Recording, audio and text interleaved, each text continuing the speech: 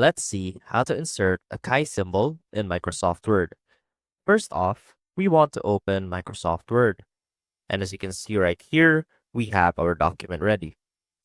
Now, there are many ways that you can insert a chi symbol into your document. You can either use the equation format or insert it using as a symbol. So to do that, let's head on over to the Insert tab. Now, to insert the chi symbol inside an equation, click the equation symbol right here, and you should be able to find the Greek letter chi when you change your mathematical operators into Greek letters.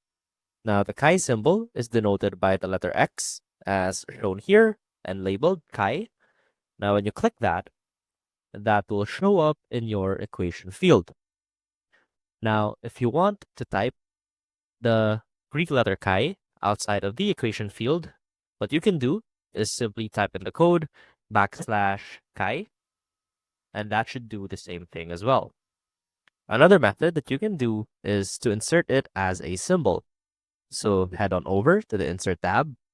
Now click on Symbol, click on More Symbols, and make sure that you are in the Greek and Coptic subset to look for the Greek letter chi. Now let's simply look for the same letter, the small letter X.